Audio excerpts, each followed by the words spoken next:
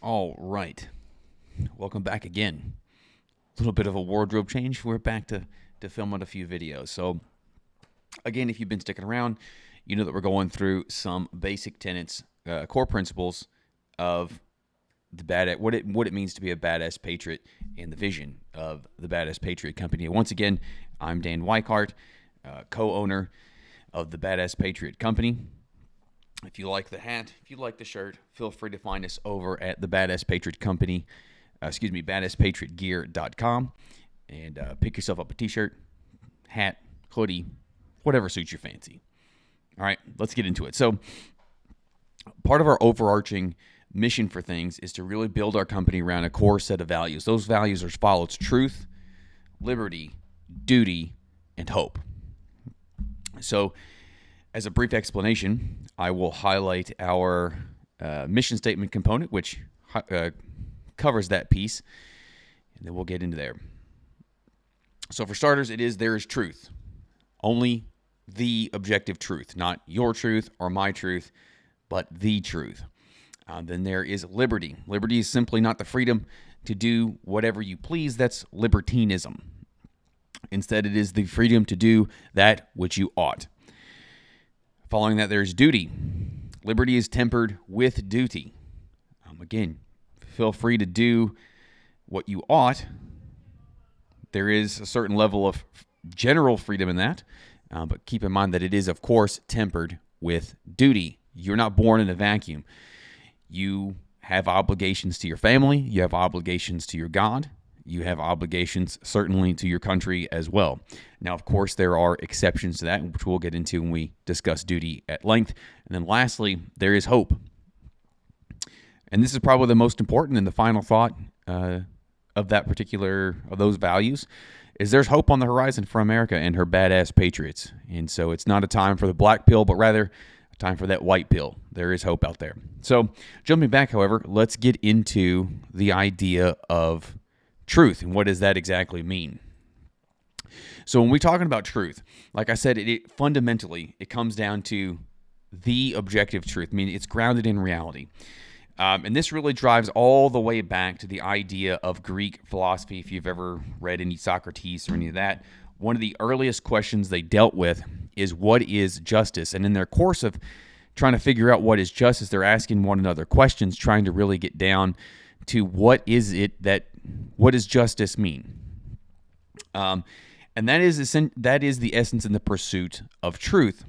So what they were looking for was something that was true about justice all the time, everywhere, and in all circumstances. So what they concluded on in those early writings, this is Aristotle's early writings of Socrates, what they concluded was that justice was everyone getting what they deserved. I'll let that sink in for a second. Now, you might hear that and think, well, that's, I suppose that's true every which way. That's true in all places. To experience justice is everyone gets exactly what it is they deserve. Obviously, justice doesn't always happen, and there's certainly a high level of debate as to how do we determine what somebody deserves. Nevertheless, that definition of justice has held up since it was written down in Aristotle's early works. And it is certainly a core tenet of the Western moral tradition writ large. And so ultimately, when you ask me what the truth is the idea is in two parts. One, it's the objective truth, coupled with the wisdom that once you discover what the objective truth is, or you come as close to it as you possibly can, it is important that you comport your life accordingly. So again, the truth is grounded in objective reality.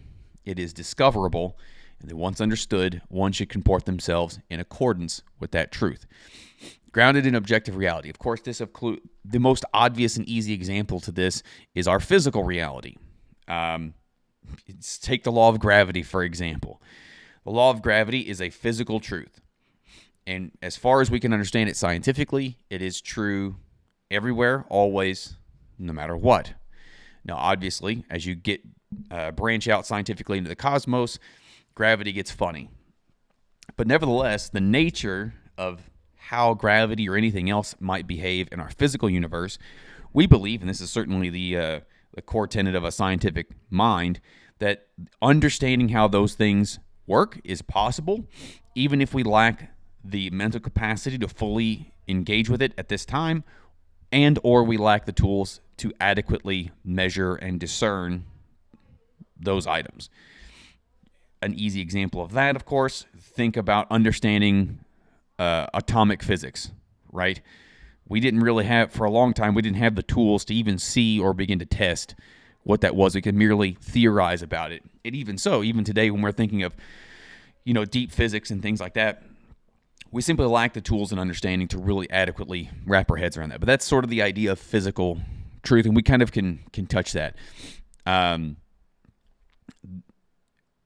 From a psychological standpoint, or I guess maybe an interpersonal standpoint, there is also an objective truth. And this is where, we'll call you back to the earlier statement regarding our mission statement. This is where the idea of that there is no your truth, my truth, only the truth. Now, what I think people are doing with this your truth or my truth, speak your truth. Speak it proudly. I think what people are trying to get at with that is not, I don't think they're seriously suggesting that truth is subjective, although I do believe some people are. For the most part, people are taking that idea of speak your truth to mean something to the effect of tell us your perspective. Be honest with us about how you genuinely feel regarding a particular topic. And it kind of goes with this feeling of vulnerability as someone goes through and actually discusses, quote unquote, their truth, which is really their honest feelings about a given. What I've taken it to mean, what it seems to have mean contextually, is someone's honest feelings about a given circumstance. That said, one thing that I love about the English language is that there are words, it's very precise. I think most contracts globally are actually written in English for this exact reason, is that the language itself is very precise. And so when we begin to utilize words incorrectly, we diffuse or dilute's the better word, not diffuse. We dilute their meaning such that it gets confused. So when you say something like, this is my truth, well, whether you mean it or not, the implication is that there is something that is true for you, and that subjective truth is as equally valid as anyone else's, or even the objective truth about a circumstance. Well, no, that's not the case at all. And I think that's pretty clear that people have started to take it to mean that the way I feel about a situation, my perception of it is my truth, and it's equally valid as anybody else's perception of that circumstance either. And that's just not the case. There's a physical reality to even those psychological circumstances. There is a reality as to what someone's motivation might be in a given circumstance. There is a reality to how that motivation interfaces with the real world. Quite frankly, an easy way to discuss this, there's a huge push on the far and extreme left to take it, in my opinion, take advantage of individuals suffering from gender dysphoria, or they identify themselves as trans whatever. I genuinely believe that folks on the far left are taking advantage of those individuals.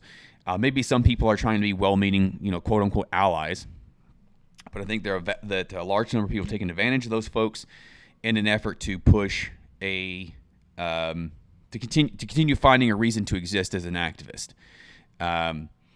I think most Americans genuinely feel that if you are an adult, you can do with your body whatever you want to do, and more power to you. Quite frankly, outside of the politically charged environment of doing so, if I ever ran into a transgender person and they were cool with me, I'm going to be cool with them. Like, if I ran into someone who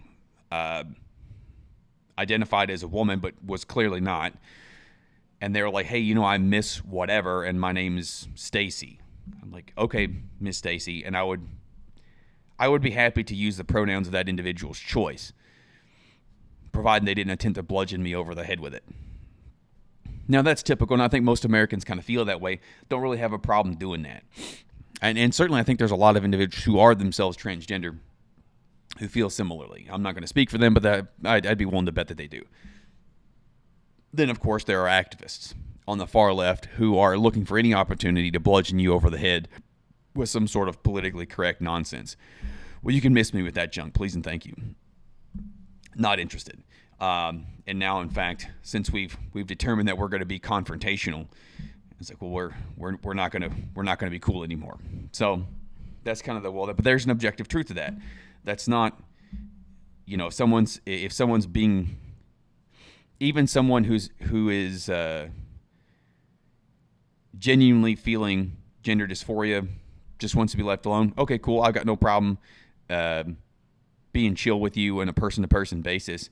That said, I'm not going to, if ever asked, I'm not going to acknowledge, or I'm not going to acquiesce to the idea that what you feel is reality. It's not. It's clearly something that's going on in your mind, and that's no problem. Perhaps referring to you by proper pronouns might be a good idea. That's unclear. But nevertheless, if you're an adult, you can do with your body what you want. I don't care, for the most part. That's just one extreme example. And we can get into all kinds of examples of that sort of, that truth permeating through reality, through various levels. So that's the idea of truth. There is the objective truth. Now, outside of the controversial, when we talk about those truths, the next key component of what we mean by that is that truth is discoverable. What that means is simply that if we study long enough, we put sufficient effort and time and resources in discovering the true nature of something, that we can discover that true nature, or at least get really stinking close, right? We can get really close. And again, going back to the original example of Socrates and the pursuit of the definition of justice, well, there are literal books written about it, like whole books, encompassing or being comprised of what had to be hours, dozens, if not hundreds of hours worth of conversation and reasoning to come to the conclusion they came to. And there are many subjects which this is the case. Countless hours, time, and effort has been put into discovering the truth. And unfortunately, and as we observe in Socrates' writing, Aristotle's writing as record of Socrates, there are also individuals out there who will seek to utilize scientific methodology, the logic or logos to not to distill down and reveal the truth, but rather to obfuscate it. Like again, in Socrates' writing, these were the sophists. It's the root origin of the word sophistry or sophisticated. It's the idea of something being unnecessarily complicated or verbose, right? So there are individuals out there that, in pursuit of their own self-aggrandizement, will seek to obfuscate the truth in order to push something they view as valuable to themselves. It was the case with the sophists in Socrates' time. It is certainly the case, going back to that other example, of left-wing activists and their use of their frankly abuse of transgendered individuals, among many other people. It's an attempt to inflame conflict for their own personal benefit at the end of the day. So there's that piece. But anyway, the truth is discoverable, meaning that we can get down to it, and we should get down to it. We should take time to think about, hey, what is the actual reality of what's going on here? And this can be boiled down really in your personal level. I can't tell you how many times my wife and I, in fact, just the other day, we were having a slight disagreement where essentially, without getting into the details of it, I was telling her that she was working too much, right? She was getting upset with me. And I repeated multiple times, hey, I'm not attacking you. I'm not attacking you. I know the work you're doing is valuable. I just want to make sure you understand that you can put that down and focus on something, self-care, let's call it. And she was getting notably upset at me. And it wasn't until we were joking around a little bit later where I was like, hey, actually, when you complain to me about the amount of work you're doing, are you doing that just to, vent and, let me be that guy that's like, yeah, I hear you. I know you're working hard. We really appreciate it. Kind of be, commiserate a little bit with you, disperse that tension, and then you get back to it? Or are you looking for a solution? And then she immediately starts laughing. She goes, oh, it's the first. And I'm like, oh, okay, cool. So this is the tension that we're at. You're not really stressed out about this stuff. Just sometimes you want to vent about it and you don't want me to solve it. You just want me to kind of be there with you. She's like, yeah, of course. The reason I bring that topic up is there's a truth to I was confused because I'm like, dude, can't you just see that I'm trying to help you out here to keep you from not burning yourself out? At the same time, she told me later, she was getting upset because she's like, why are you trying to run my life? I was like, I'm not trying to run your life. I'm trying to keep you from burning yourself out. Right? So we were missing each other. And it wasn't until we both took a step back and thought, okay, wait a minute. From her perspective, she's like, well, my husband loves me. Why is he telling me this? Obviously, he's not trying to run my life. And then vice versa, I'm thinking, obviously, my wife loves me. Why is she getting mad at me about this? Obviously, she knows I'm trying to help her. So it wasn't until we decided to actually pursue the base issue as to what we're really talking about, actually, that we discovered the truth of the matter is that she just wanted to vent from time to time and wanted me to acknowledge that she was working hard. And that's it. She didn't want me to solve it. She didn't want me to start reorganizing her schedule and say, hey, actually, if you stop doing this for a couple hours, you can go do something else. She didn't want me to do that. She just wanted me to hear her. It's the truth of the matter. The truth is discoverable, and we should take effort to get that. Now, that's just one example, but that is even the case with complex things, whether you're talking about complex scientific questions, complex philosophical questions, complex spiritual questions. The belief is that there is a truth out there, and it is discoverable, and that we should discover it. And then the third component is that once we begin to narrow down or approach the proximity of the truth about a given topic or subject, we ought to comport our lives accordingly. So this is the idea. Well, let's take back the example that I had with my wife there. Let's imagine that I correctly understood that she didn't want me to solve the problem. What she wanted was for me to listen to her and just simply let her vent, acknowledge that she worked hard. Or let's imagine that she correctly understood that I wasn't trying to run her life. But then I just decided for some reason not to act accordingly. What would have happened? If I continue to press the issue and insist, I am actually trying to control her life at that point, and a fight would ensue. It's a negative outcome because I'm acting in disharmony to the truth of the matter. For the most part, I genuinely believe a lot of conflict gets solved if you focus on what's actually the truth of the matter here, and let's act according and in harmony with that truth. And you could even bring this to the physical world. Easy example, the law of gravity. You jump off a building, you're going to fall. You're at the very least going to hurt yourself, if not kill yourself. That's a problem, right? So you should not jump off of buildings thinking you're going to fly. If you understand the truth of gravity, as best we understand it, you shouldn't be jumping off of buildings unless you have some device in play that negates the law of gravity. Parachute, glider, whatever. You shouldn't do that unless you have something there specifically designed to negate the laws of gravity. Because if you think you're just going to leap off and it's just you and your undies, you're going to hit the ground.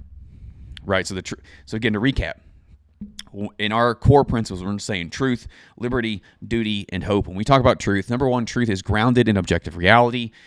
It is discoverable. We should discover it. And that once understood, that truth should be appropriately comported to.